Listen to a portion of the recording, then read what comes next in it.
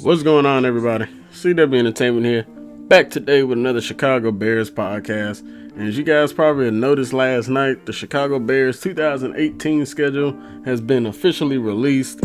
And we already knew who we were going to end up being playing this year, but we just didn't know like times, dates, what weeks we were going to be playing them. So it is officially out, and you guys can go ahead and tell by the screen if you guys haven't seen it already. We are starting it off on Sunday Night Football with the Green Bay Packers, the longtime rival. And yeah, I mean, I don't know. This is it's an interesting way to start it off. Now, this is Green Bay's 100th year in the league, so they were clamoring for, we got to have a home game for this opening day.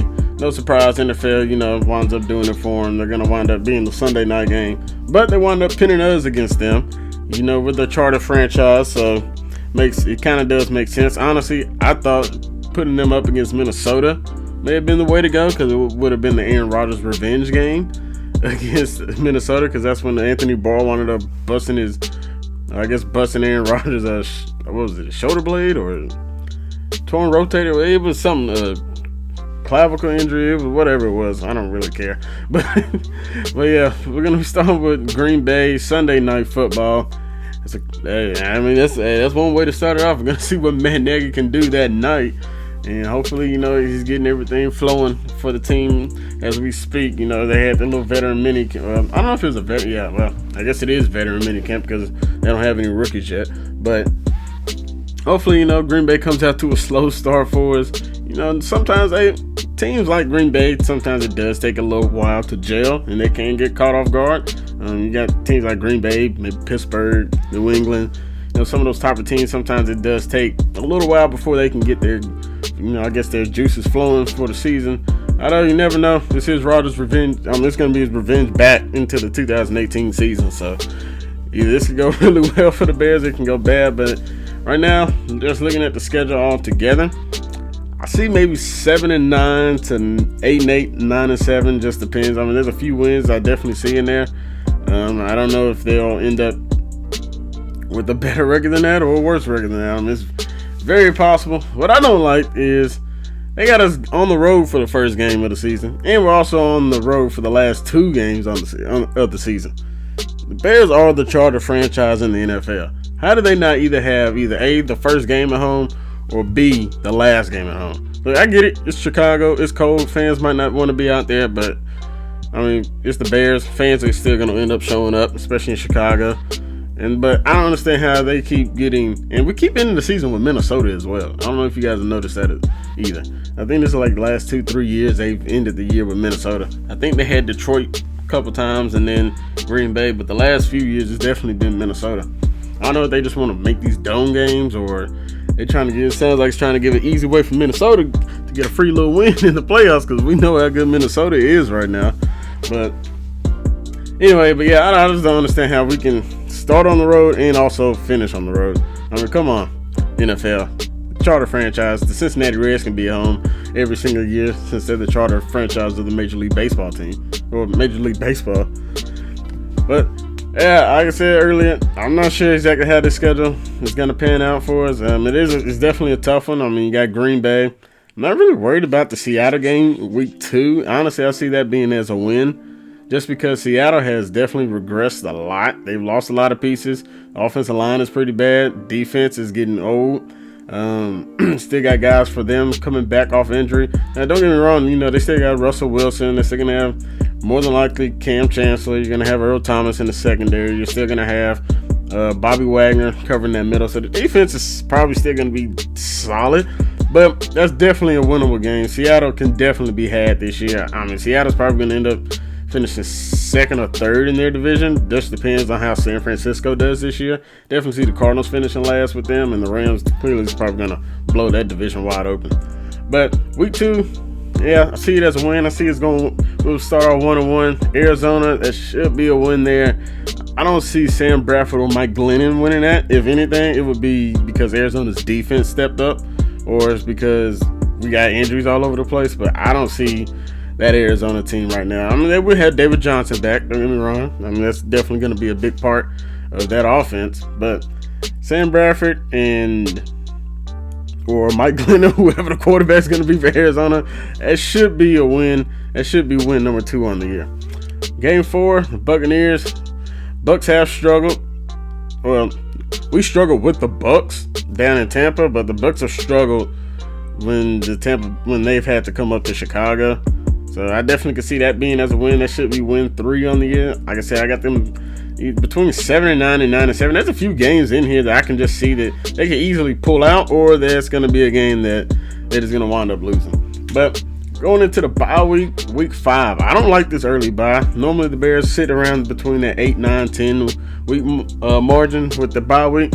Fortunately, they got an early bye this year, and it is not a good time to have that bye, just because they go through a brutal final 8 games of the year, and not to mention they got to play the AFC East all 4 games in a row right after the bye. So then after the bye, they're going to Miami.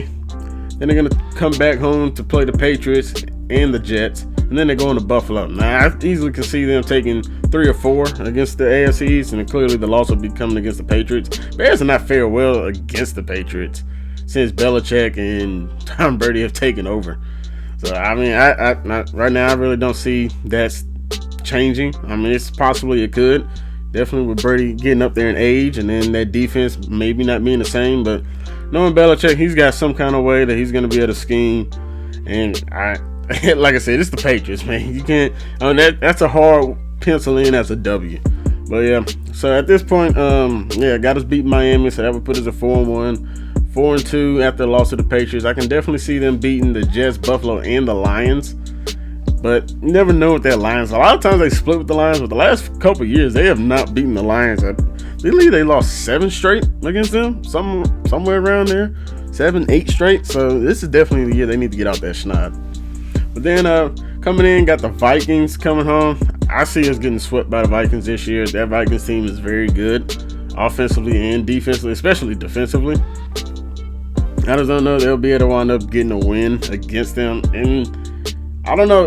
I'm not the biggest fan of Kirk Cousins. I mean, he can definitely be a quarterback that can play well, especially if he's got weapons around him. So they're going to have Dalvin Cook back this year. So they're going to have Thielen, and you're going to have Stephon Diggs. You're going to have Kyle Rudolph. I mean, that's definitely a team that's got a lot of firepower on that offense, and their offensive line definitely got better than it was a couple years ago. So, and I expect them to probably improve that here during the draft as well. Just keep bolstering that offensive line. I'm sure they add some more defensive talent, and they probably will add another weapon or 2 in this draft. So, like I say, yeah, Vikings, I see us getting swept by them We also have a Thanksgiving game against Detroit this year. Detroit was clamoring for a division rival, and, well, they wound up getting us. So, sounds like Green Bay and Detroit gets their wishes this year and wound up getting the Bears. So, Green Bay gets the Bears on week 1, and they got a home night game. And have the Detroit Lions get the Bears for a Thanksgiving matchup. I believe it's been a couple years since the Bears have played them. I think the last time they played, the Bears ended up losing. I really don't remember. Week 13, we go to New York, and we're playing the Giants.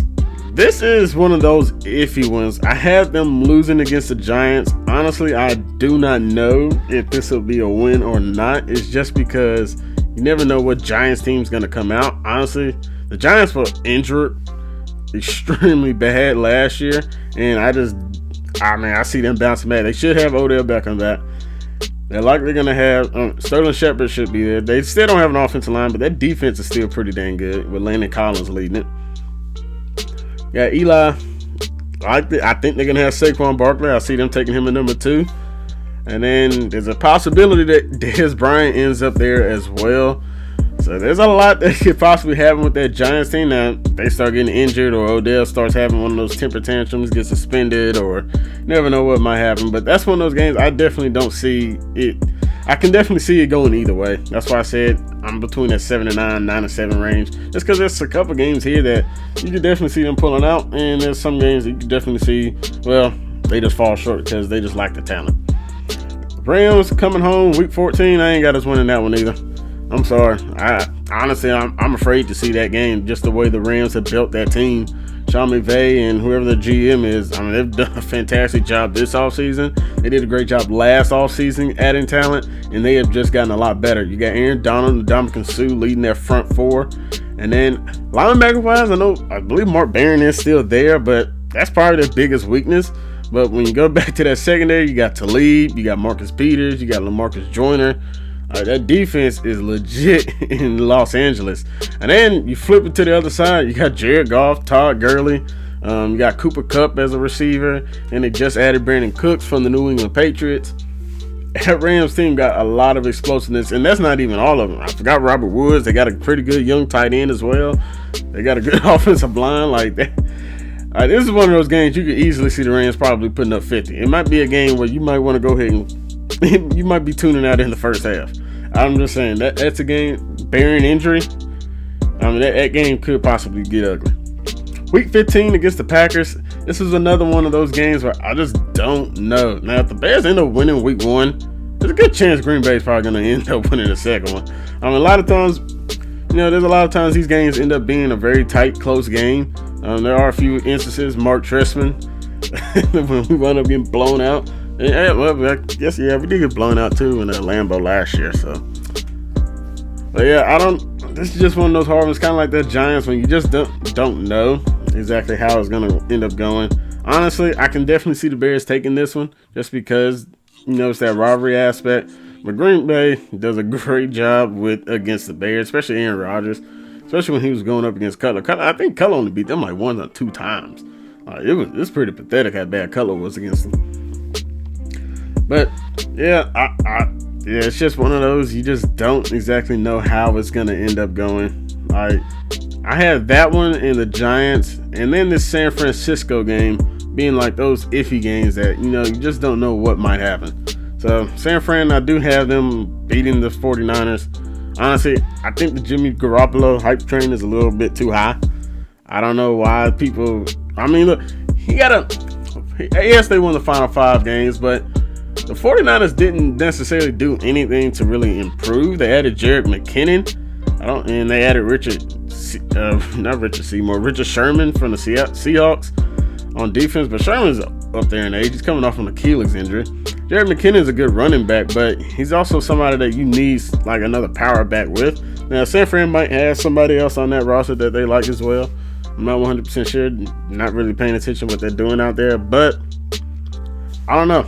I mean, they're putting a lot of faith in Garoppolo, and it doesn't seem like he really has the weapons out there that's gonna be like that should take him over that hump. That's why I still think Seattle has a good chance to finish second in that division.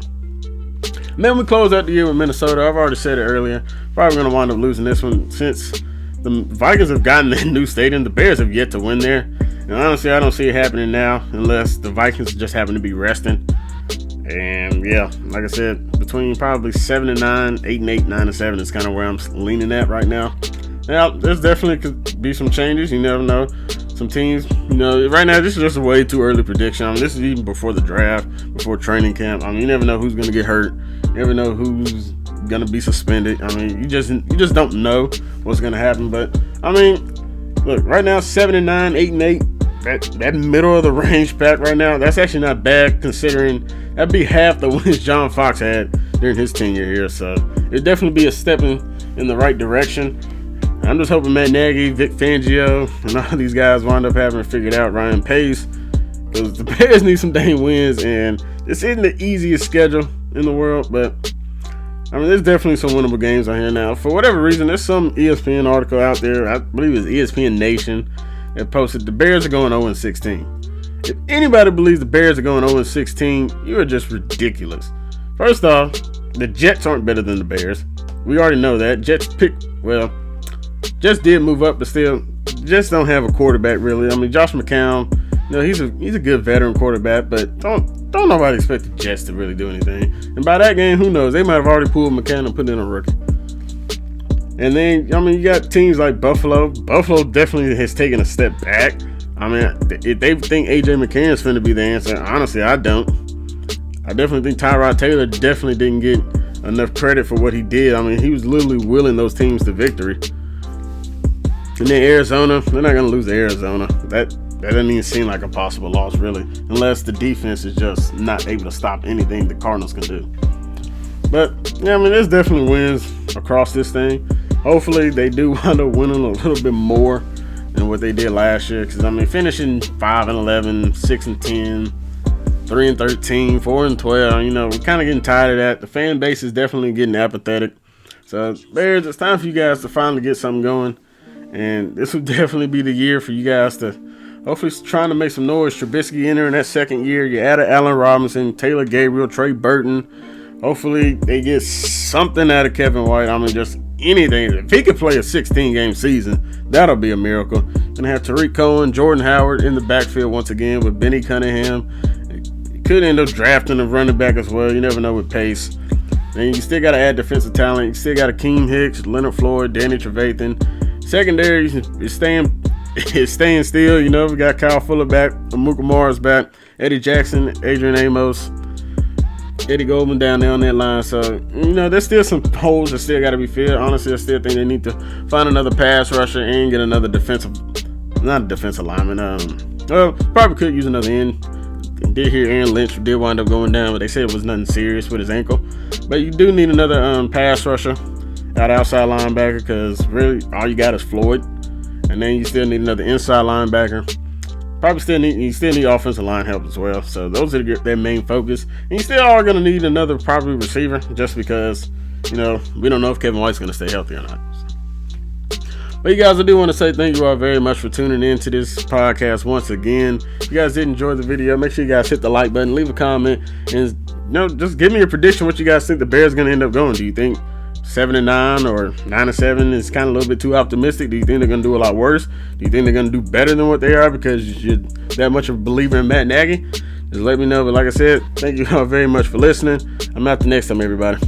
Peace.